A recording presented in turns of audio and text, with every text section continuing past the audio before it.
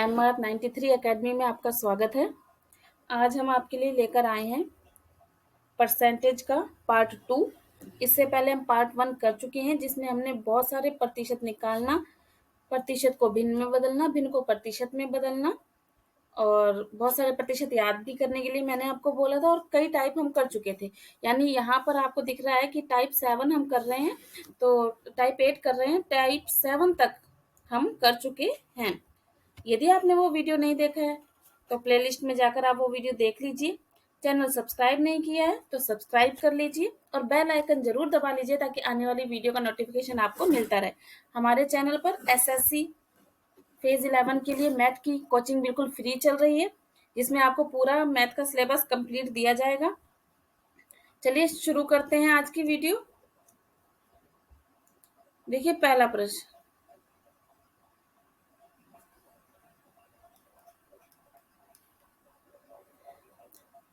अब जो हमारा टाइप है उसमें है, देखो, वस्तु के भाव में कमी हो जाए या वस्तु के भाव में वृद्धि हो जाए।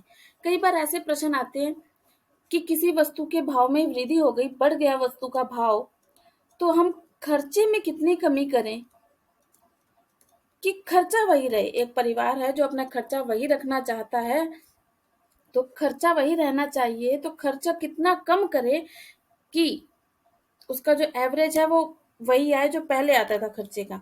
या आपने यह कहें कि किसी वस्तु के मूल्य में कमी हो गई, लेकिन वो परिवार चाहता है कि अभी भी हमारा खर्चा सेम रहे, तो वह कितनी वृद्धि कर दे उसके अंदर कि उसका खर्चा सेम रहे। इस तरह से हमारे ये प्रश्न आते हैं।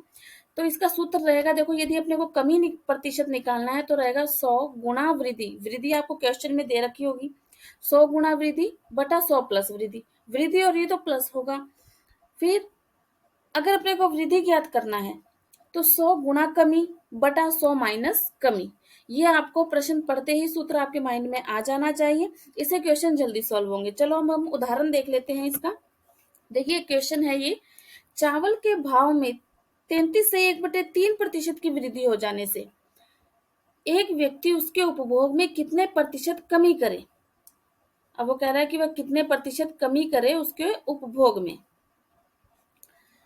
कि चावल पर किया जाने वाला खर्च वही रहे। हमें क्या ज्ञात करना है? कमी प्रतिशत। जब हम कमी प्रतिशत ज्ञात कर रहे हैं तो हमारा सूत्र रहेगा, कमी के लिए देखिए आप, 100 गुणा वृद्धि, क्योंकि अपने को वृद्धि दे रखी है, ऊपर गुणा रहेगा और नीचे प्लस रहेगा, ठीक है। 100 गुणा वृद्धि और बटे में 100 प्लस वृद्धि। अगर कमी होता तो 100 माइनस हो जाता 100 में से, ठीक है। अब बराबर 100 गुणा वृद्धि 33 सही 1/3, तो 33 सही 1/3 मिश्र भिन्न में दिया हुआ है, इसे आप अनुचित भिन्न में बदल लीजिए। कितना आ जाएगा ये? 100/3। इसको इससे गुणा करके 1 जोड़ देंगे, ठीक है। 33 3 99, 99 में 1 जोड़ा 100, तो 100 गुणा 100/3 बटा 100 प्लस वृद्धि, यानी कि 100 प्लस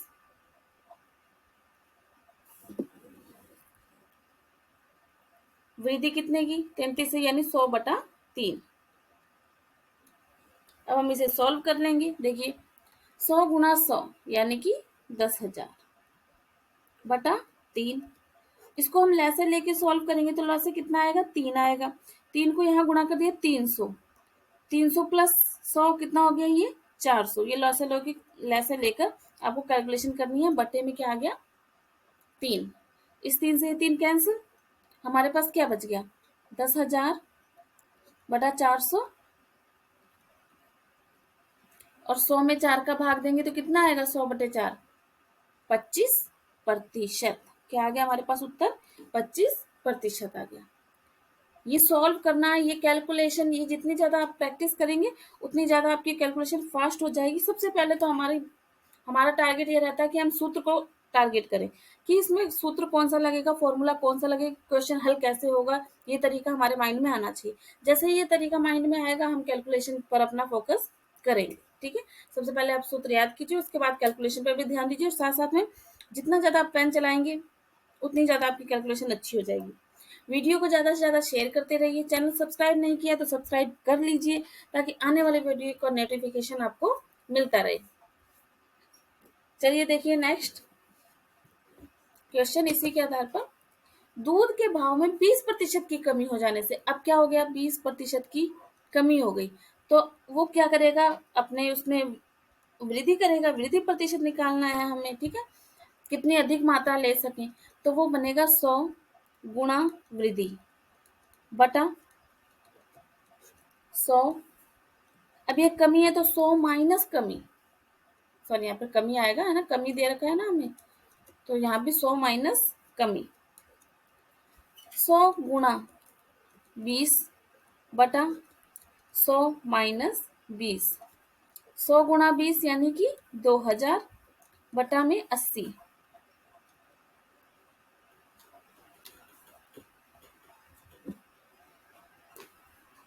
अब इसको सॉल्व कर लीजिए, 25%, इसका भी आंसर कितना आ गया, 25%, ठीक है। नेक्स्ट देखिए, ये दोनों टाइप की कमी के लिए और वृद्धि के लिए हमने कर लिया टाइप 8 प्रकार का। सबसे पहले टाइप 7 मैं पिछली वीडियो में करवा चुकी हूँ, तो आप उसको जाकर जरूर देखिए। जब हम क्रम से सभी चीजों को करके चलेंगे तो मैंने कैसे आपको प्रतिशत हल करना है, उसकी कैसे भिन्न बनानी है, फिर भिन्न से कैसे प्रतिशत बनाना है, वो चीज आप जब सीख के आएंगे तब क्वेश्चन पर अप्लाई करना आसान होगा। नेक्स्ट देखिए, जनसंख्या वृद्धि और कमी। यदि आपको क्वेश्चन इस प्रकार से आ जाए कि जनसंख्या में इतनी वृद्धि हो गई या जनसंख्या में इतनी कमी हो गई, तो आपका सूत्र क्या रहेगा, यह मूल जनसंख्या 1 + r होती है दर बटा 100 बटा n। ये आपने चक्रवर्ती जो मिश्र धन है ना, उसमें ये सूत्र पढ़ा होगा, वही सूत्र यहाँ लगेगा। अगर वृद्धि हो रही है तो प्लस वृद्धि के लिए, और यदि कमी हो रही है तो सीधी सी बात है क्या लगेगा, माइनस लगेगा, p बराबर p0 1 माइनस r बटा 100 की पावर n, यदि क्या हो रही हो, कमी हो रही हो, ठीक है। अब इसके आधार पर क्वेश्चन देखिए आप, एक शहर की जनसंख्या में प्रति वर्ष प्रति 1000 40 की वृद्धि हो रही है।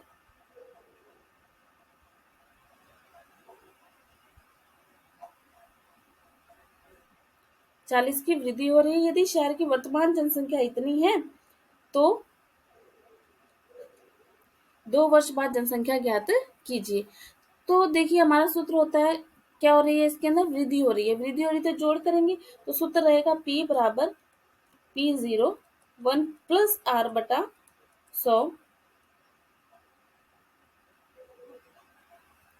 की पावर n। p0 ये हमारे पास यहाँ पर p0 कितना दिया हुआ है, 2,50,000, ठीक है, जनसंख्या है। तो हमारे पास आर नहीं है, आर हमें निकालना पड़ेगा, 40 की वृद्धि हो रही है कितने, प्रति 1000, है ना, तो इसका आर प्रतिशत निकाल लो।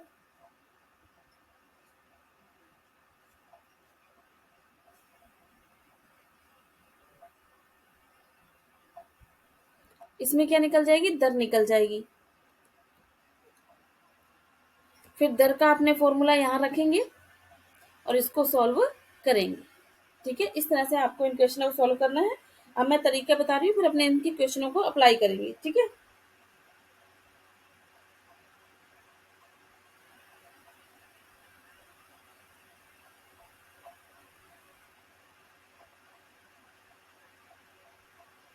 देखिए 40 की वृद्धि हो रही है, 40 प्रति 1000, 40 प्रति 1000, या आपने कहे 40 प्रति 100, या 4%,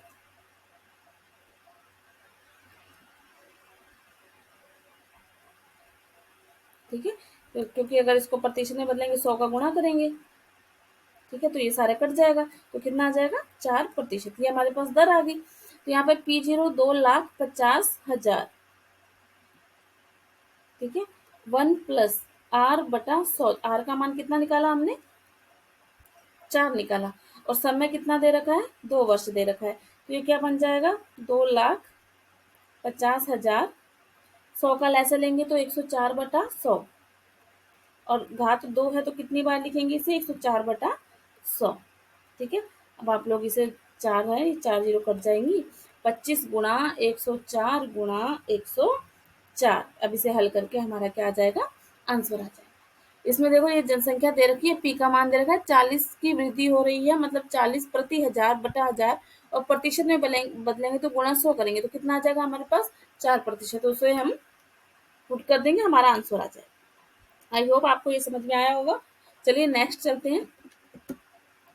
पी प्रतिशत की वृद्धि हो रही है और फिर पी प्रतिशत की कमी हो रही है, यानी कोई क्वेश्चन आपको ऐसा कह दे कि किसी भी चीज में पहले तो पी प्रतिशत की वृद्धि हो रही है और फिर पी प्रतिशत की कमी हो रही है, तो ये क्वेश्चन बहुत इम्पोर्टेंट रहता है, आता है पेपरों में। तो इसका एक ही सूत्र है, इसका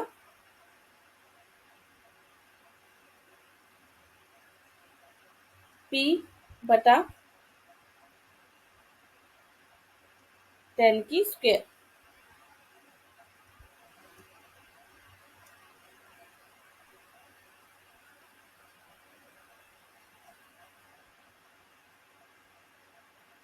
ठीक है, पी बटा 10 की स्क्वायर।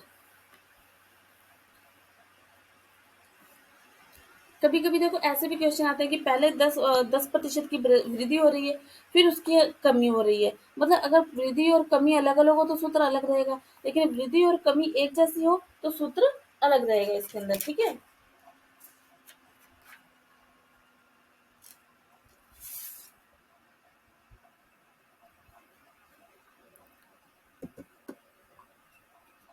किसी जनसंख्या में पहले 10% की वृद्धि हुई और फिर 10% की कमी हुई, तो संख्या में कितने प्रतिशत की कमी हुई या कितने प्रतिशत की वृद्धि हुई, ये आपको देखना है। तो जब पी प्रतिशत यानी कि 10% की वृद्धि हो रही है और फिर 10% की ही कमी हो रही है, तो हम इसके अंदर सूत्र लगाएंगे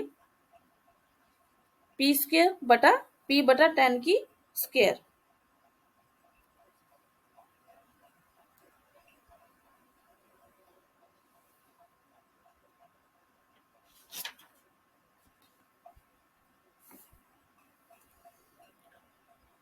और हमेशा इसमें वृद्धि नहीं होती है, कभी भी हमेशा क्या होती है, इसके अंदर कमी होती है, यानी पी का मान 10 बटा 10 की स्क्वायर बराबर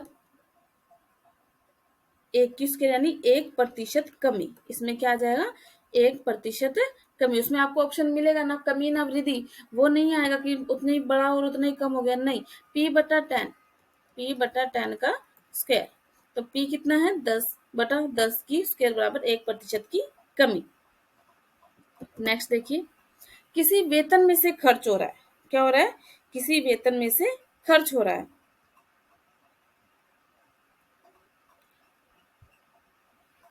तब क्या करना है, किसी वेतन में से खर्च मतलब मूल वेतन दे रखा है हमें, फिर उसमें से खर्च कर दिया, फिर शेष में से खर्च कर दिया, फिर उसके शेष में से भी खर्च कर दिया, लास्ट में इतना बचा, तो बताओ मूल वेतन कितना। इस प्रकार से क्वेश्चन हो आपके पास। ठीक है, देखिए एक उदाहरण है इस प्रकार का। एक व्यक्ति अपनी आय का 10% टैक्स और शेष का 20% शिक्षा पे और शेष का 25% भोजन पर व्यय करता है, तो इसके बाद उसके पास 2700 रुपए शेष बचते हैं, तो मासिक आय क्या रहेगी। तो इसका सूत्र मतलब शुरू की जो मासिक आय है वो क्या रहेगी, बराबर बचत बटे में क्या होता है, 1 - 10%, 1 - 20%, 1 - 25%। ये जो खर्चा दे रखा है प्रतिशत उसे माइनस कर देंगे एक एक में से, और जो बचत दे रखी है उसे ऊपर लिख देंगे, कितनी है बचत, 2700। तो आएगा यहाँ पर देखो 2700 बटा 1 - 10%, 10% को हटाएंगे तो 1 - 10 बटा 100, यही बनेगा, ये बनेगा 1 - 20 बटा 100 और ये बनेगा 1 - 25 बटा 100। ठीक है, तो सॉल्व करेंगे, देखो 2700, यहाँ पर लेसा लिया तो 100 आएगा, यहाँ भी 100 आएगा, यहाँ भी 100 आएगा, 100 में से 10 गए 90, 100 में से 20 गए 80, 100 में से 25 गए 75, और जो बटे में 100 था वो ऊपर आ जाएगा। ठीक है, ये कैलकुलेशन आपकी। अब इसे जब हम हल करेंगे तो हमारा आंसर आ जाएगा लगभग 5,000 रुपए उसका मासिक आय था। आ रही बात समझ में? इस तरह के क्वेश्चनों को याद करें। टाइप्स आपको याद करने ही पड़ेंगे कि इस टाइप के क्वेश्चन को इस तरह से करना है, माइंड में सेट करना पड़ेगा। कुछ चीजें होती है जो रटने से ही काम बनता है, तो आप इसको समझिए और इसको माइंड में सेट कीजिए कि इस प्रकार का क्वेश्चन आएगा तो हम ऐसे करेंगे। अगर आप इसको विस्तार से करने बैठ जाओगे बिना सूत्र याद किए तो बहुत देर लग जाएगी, जबकि एसएससी में टाइम की बचत ही सबसे महत्वपूर्ण काम है। चलिए नेक्स्ट देखिए। किसी वर्ग की भुजा दे दी जाए या किसी वृत्त की आपको त्रिज्या दे दी जाए, उसमें कोई कमी कर दें या फिर वृद्धि कर दें तो क्षेत्रफल क्या होगा? तो देखो, यदि कोई वृद्धि हो जाए तो क्षेत्रफल क्या होगा? वृद्धि के लिए सूत्र रहेगा 2p प्लस p बटा 10 की स्क्वायर। ठीक है, प्रतिशत बढ़ जाएगा। और यदि कमी कर दी जाए तो क्या होगा? 2p माइनस p बटे 10 की स्क्वायर। ये दोनों चीजों में कोई दिक्कत नहीं है, यदि वृद्धि है तो प्लस कर दो, कमी है तो माइनस कर दो। ठीक है, चलिए देखिए। अब इस पर आधारित ये सूत्र नोट कर लीजिए। आपको नोटबुक लेकर ही बैठना है और नोट्स बनाने हैं साथ साथ। और यदि आपको नोट्स चाहिए तो कमेंट बॉक्स में कमेंट कीजिए, तो आपको नोट्स उपलब्ध करवा दिए जाएंगे। वृत्त की त्रिज्या 1% बढ़ गई तो उसके क्षेत्रफल में प्रतिशत वृद्धि बताओ। बढ़ी है, बढ़ने के लिए सूत्र क्षेत्रफल में वृद्धि। कैसे ज्ञात करेंगे क्षेत्रफल में वृद्धि? 2p प्लस p बटा 10 की स्क्वायर, ये प्रतिशत में निकलेगा। 2 गुणा 1 p यानी 1 प्लस 1 बटा 10 की स्क्वायर, 2 प्लस 1 बटा 100, ये बन गया 201/100 यानी 2.01%। आ गया। जैसे ही सूत्र याद होंगे हमारा क्वेश्चन बहुत इजी और सॉल्व हो जाएगा। ठीक है, चलिए देखिए आगे। एक वर्ग वो तथा वृत्त और यह वर्ग, यदि वर्ग की 8 सेंटीमीटर भुजा को 10 सेंटीमीटर कर दिया, 8 सेंटीमीटर भुजा को क्या कर दिया? 10 सेंटीमीटर कर दिया, तो बताओ वृद्धि हुई या कमी? वृद्धि हुई कितने में? 2 सेंटीमीटर की। ये सेंटीमीटर में है, प्रतिशत में नहीं है, जबकि हमारा सूत्र क्या कहता है? प्रतिशत में p का मान लीजिए, तो इसका प्रतिशत निकालेंगे। 2 की वृद्धि हुई कितने पर? 8 पर, है ना। 8 सेंटीमीटर से 10 सेंटीमीटर हुआ तो 8 पर गुणा 100। ठीक है, काट दिया 4 से, फिर 4 से काटा तो कितना आ गया? 25, यानी कि वृद्धि कितनी हो गई? 25%। अब लगाइए वृद्धि का सूत्र। क्या था वृद्धि का सूत्र? बोलिए साथ साथ, जितना अभ्यास करेंगे आपको याद होता जाएगा। 2p प्लस p बटा 10 की स्क्वायर बराबर 2 गुणा 25 प्लस 25/10 की स्क्वायर। तो 25 दूनी 50 प्लस 25 की स्क्वायर करेंगे 625। 625 में 100 का भाग देंगे 6.25, और इसको हम जोड़ेंगे 56.25%। हमारा क्या आ गया? आंसर आ गया। इजी है क्वेश्चन। जो टाइप हमेशा से आते रहे हैं वो तो कम से कम हमारे नहीं छूटने चाहिए एग्जाम, है ना। नेक्स्ट देखिए। वीडियो को शेयर जरूर करते रहिए, ज्यादा से ज्यादा लाइक कीजिए, कोई भी क्वेरी हो तो कमेंट कीजिए। चैनल सब्सक्राइब नहीं किया तो सब्सक्राइब कर लीजिए ताकि आने वाली वीडियो का नोटिफिकेशन मिलता रहे। अब चलिए हम क्वेश्चनों का अभ्यास करेंगे, कुछ इस टाइप के क्वेश्चनों को कैसे समझना है और कैसे करना है। देखिए पहला प्रश्न, x का 25% बराबर y का 12.5%। तो जैसे ही कह रहा है बिल्कुल वैसे ही हमें करना है। ठीक है,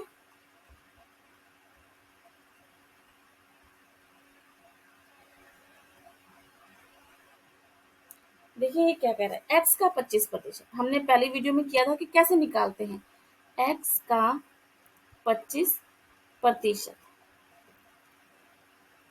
बराबर किसके है?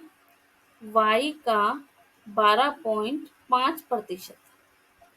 x का 25% यानी x गुणा 25/100 बराबर y गुणा 12.5/100, ये इससे कैंसिल हो गया। ठीक है, यहाँ से y का मान क्या आया अगर अपन निकाल लें तो 25x/12.5। एक बार हम इसे इतना ही छोड़ लेते हैं ना। फिर उसने आगे भी बोला हमें, देखो y का 60%, y का 60% किसके बराबर है, x का 8 सही 4/7% का a%। ए का मान निकालना है हमें ना। तो ये बनेगा देखो y गुणा 60/100 बराबर, इसको पहले सही करो मिश्र भिन्न को, 7×8 = 56, 56 और 4 60, 60/7, x गुणा 60/7 का मतलब फिर गुणा और a% यानी a/100। ठीक है, अब कुछ भी करके हमें क्या करना है, x और y को हटाना है। ठीक है, तो देखिए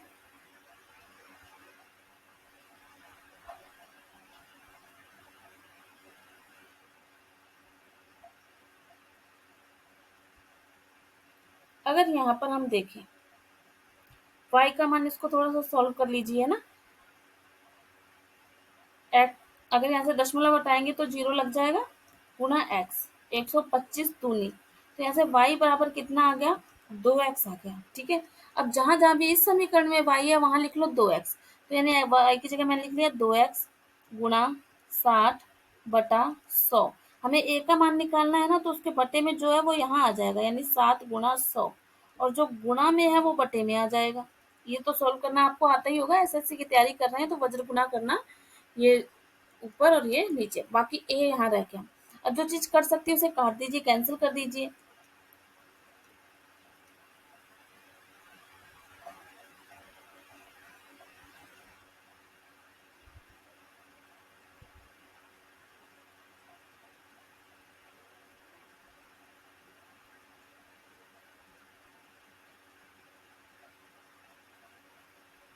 यहाँ से ए का मान हमारे पास क्या आएगा, 14। ठीक है, यहाँ पर क्वेश्चन में थोड़ी मिस्टेक है, प्रतिशत नहीं आएगा, तो प्रतिशत नहीं आएगा तो बटे 100 नहीं आएगा, है ना। तो उस हिसाब से क्या आंसर आएगा, अच्छा ए प्रतिशत है तो बटा 100 हमने लगाया था।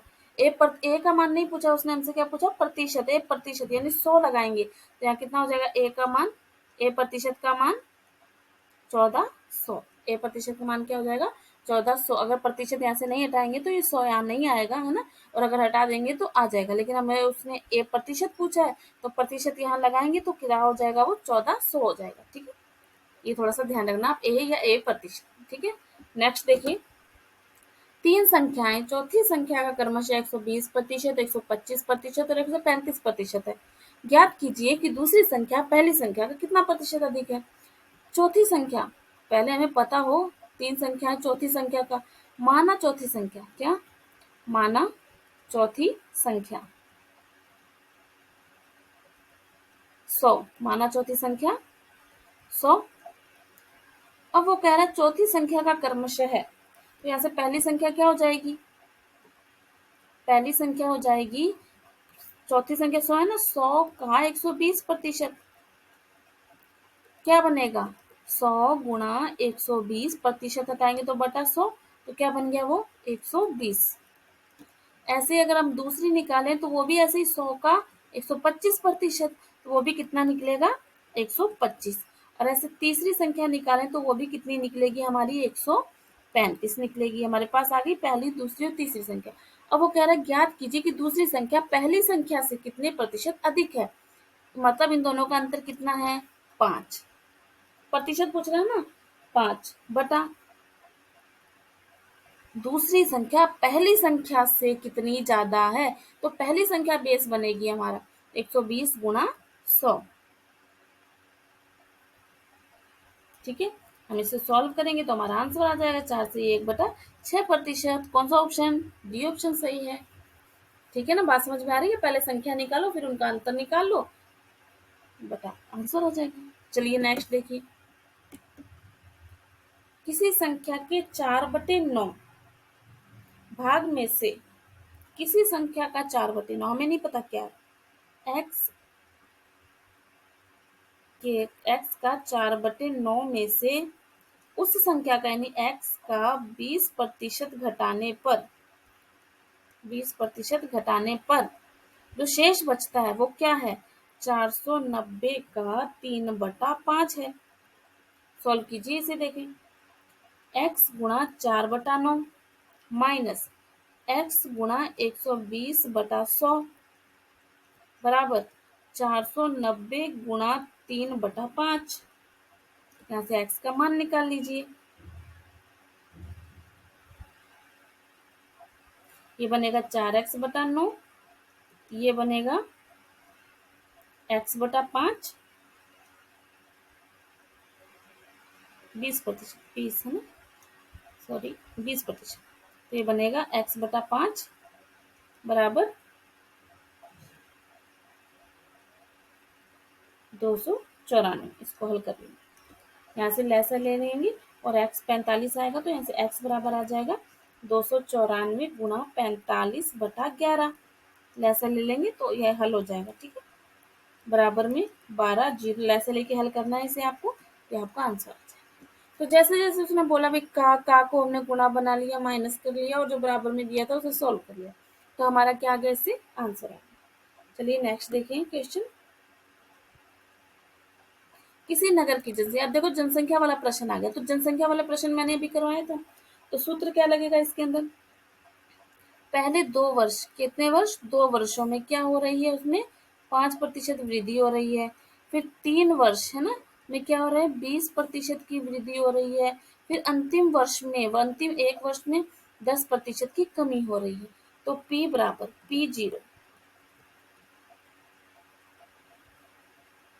तो इसे सीधा से लिखो, P बराबर P0 यानी 7,50,000 हो गई।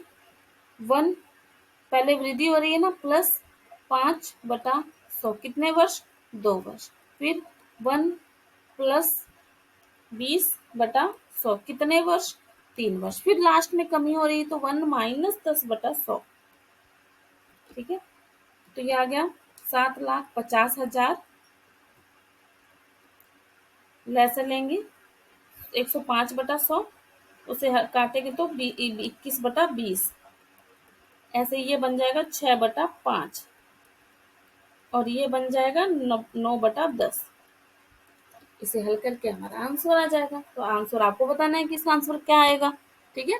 चलिए नेक्स्ट देखते हैं क्वेश्चन, दूध तथा पानी के 200 लीटर मिश्रण में 10% पानी है, तो अपने को सबसे पहले निकाला 10% पानी है, यानी 200 का 10% होता कितना है, 200 का 10%, 200 गुणा 10/100, यानी कि 20 लीटर पानी है उसमें।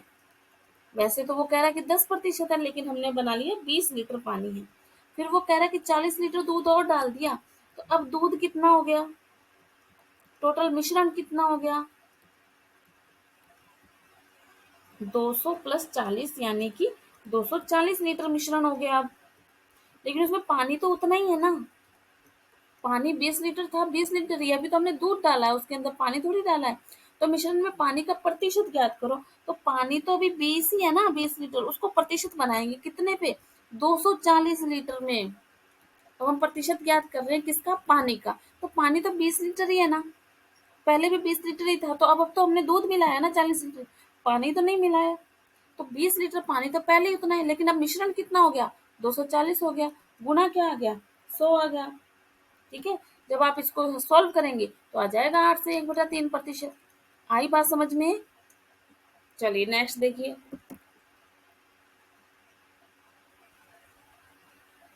किसी आयत की लंबाई व चौड़ाई में कमी क्रमशः 20% की वृद्धि कर दी और 25% की कमी कर दी, तो आप बताइए कि क्षेत्रफल पूर्व आयत के क्षेत्रफल से कितना प्रतिशत कम है या फिर क्या है, अधिक है, क्षेत्रफल में परिवर्तन का सूत्र, ये भी ट्रिक से ही होगा, क्षेत्रफल में परिवर्तन,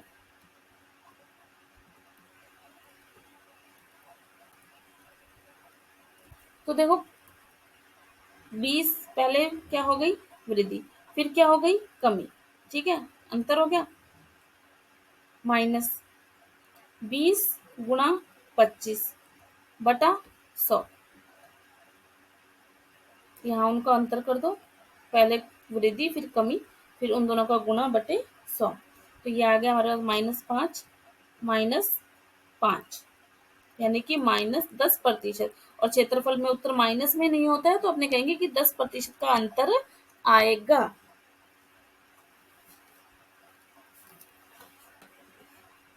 नेक्स्ट देखिए, दूध और पानी के 45 लीटर मिश्रण में 15% पानी है। वैसा ही क्वेश्चन है ना, 45 लीटर मिश्रण में 15% पानी है, तो पानी है कितना, पहले ये निकालो। 45 का 15%, यही बनेगा। ठीक है, अब तो कैलकुलेशन आपकी तेज होने जानी चाहिए। 6.75 पानी है, 6.75 लीटर पानी है इसके अंदर। ठीक है,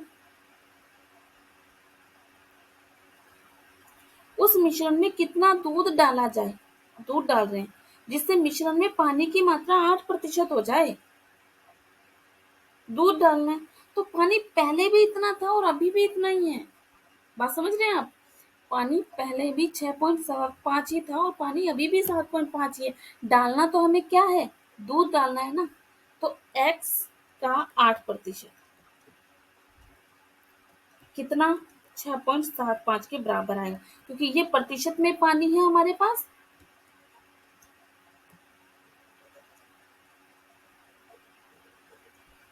और ये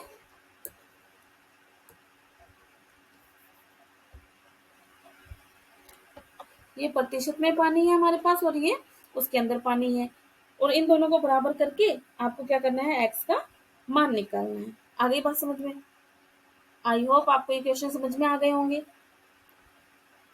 और ये प्रतिशत के हमने लगभग सभी टाइप कंप्लीट किए हैं। 2 वीडियो में हमने प्रतिशत को कंप्लीट किया, साथ में थ्योरी भी कंप्लीट की है। केवल क्वेश्चन करने से हमारा बेस कंप्लीट नहीं होगा। चाहे कोई भी एग्जाम हो, ये जरूरी नहीं है कि मैं एसएससी के नाम से करवा रही हूँ तो ये आपके लिए एसएससी की ही क्लास है।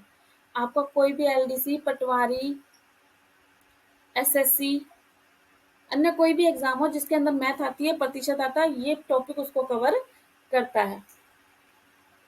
रेलवे, है ना।